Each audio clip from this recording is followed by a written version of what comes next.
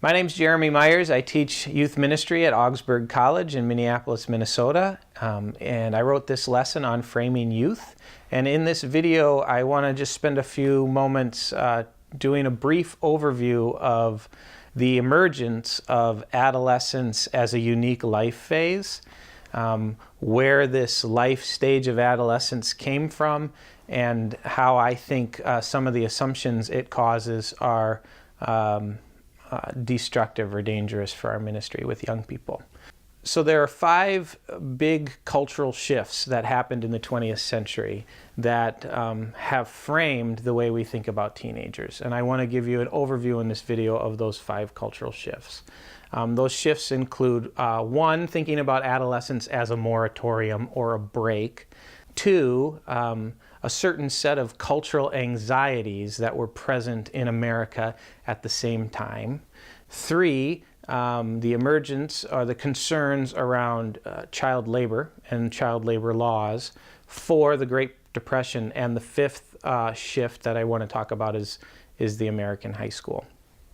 Prior to the 20th century, there was no such thing as adolescence. You were either a child or you were an adult. But in 1904, a man named G. Stanley Hall, a child psychologist, wrote a book called Adolescence. And in this book, he made the case for a particular life phase called adolescence. He talked about it as being primarily a time of storm and stress, a time of raging hormones, that what was going on during these years was different than what goes on at any other time in someone's life. And his main argument, his main point was that what young people really need is a moratorium or a break from adult responsibilities. He thought the worst thing we could do for teenagers was place the burden of adult responsibilities on them. He was worried that if we did that, that they would, by the time they entered adulthood, they will have burned themselves out and spent all their creative energies and would be of no use to society. So G. Stanley Hall really thought the best thing for our young people was a time of life free from any type of adult expectations. And he called that time moratorium. So that's the first big shift in the 20th century that I want to talk about. At the same time, according to educational theorist named Nancy Lesko, at the same time in our country were 3 major social anxieties at the time. Our country in the early 1900s was very anxious and nervous about 3 things. One thing was race relationships and power. Another thing was gender roles and power. And the third thing was nation building. Society as a whole felt as though the future of America depended on culture figuring out these 3 things: the proper race relationships, proper gender roles, and a proper moral way of becoming a world power. And the way we worked a lot of those anxieties out was through the creation of youth programs like the Boy Scouts and things like that.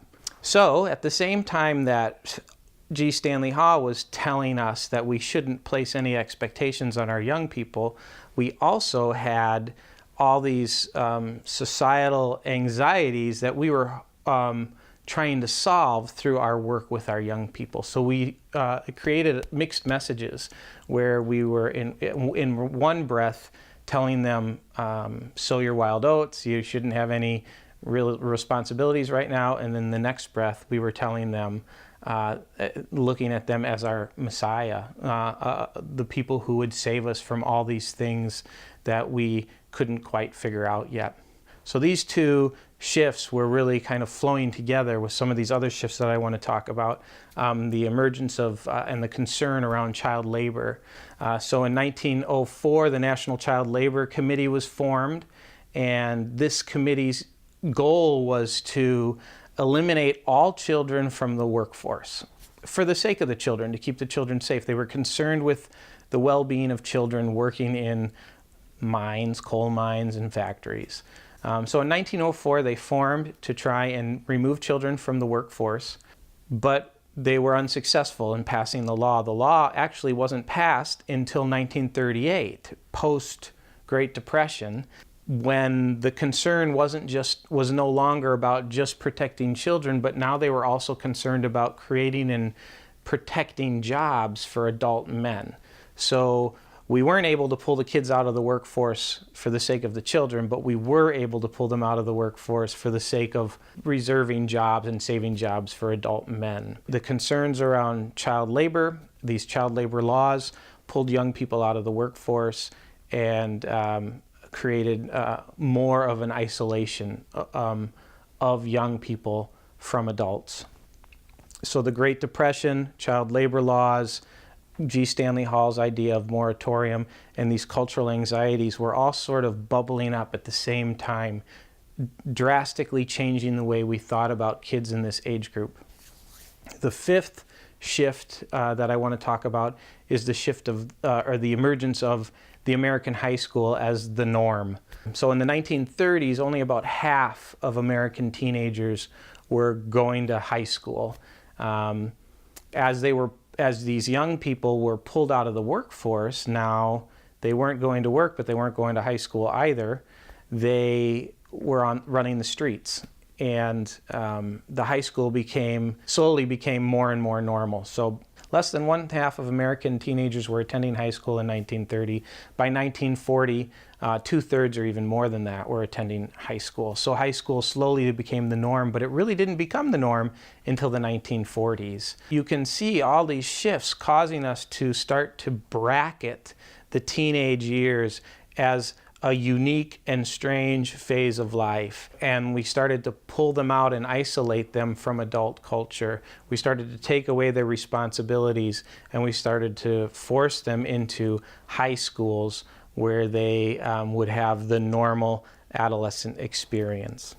And I think these shifts have created a particular framework or a particular way in which we think about our young people that can be detrimental to our work with them. And for the sake of this conversation, I want to call that framework the undeveloped consumer framework. And I want to spend the rest of this video, just the next few minutes, describing that framework to you. And there are 4 characteristics of this undeveloped consumer framework, or way of thinking about kids, that I want to talk about. The first characteristic, or the first assumption we make about teenagers because of these historical cultural shifts, the first assumption we make is that teenagers are undeveloped. They have not yet fully arrived. They aren't fully human. They are on their way to becoming something, but they aren't quite yet there. And the truth is, every human being actually is always in the process of development.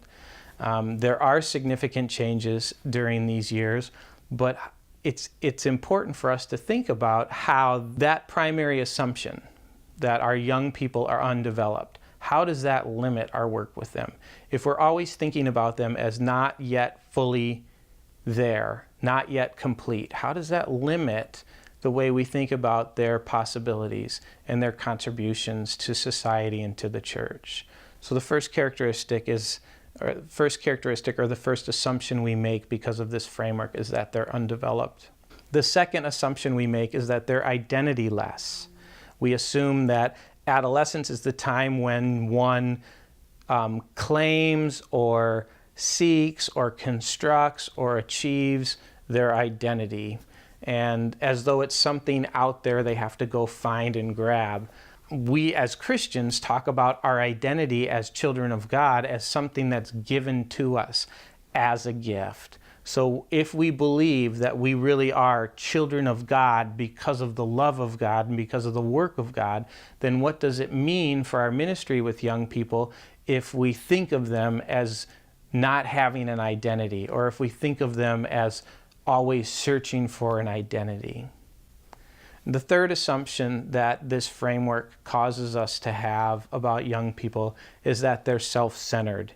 And the truth is, sometimes they are, but the truth is, sometimes so am I, and sometimes so are you. We all have stories about when we're self-centered, but we also could tell many, many stories with one another about times when we've seen young people, 12, 13, 14, 15, 16-year-olds, break out of that and put themselves on the line, and set themselves aside to truly serve another person, to put someone else's interests before their own. So sure, they're self-centered from time to time, but everyone is.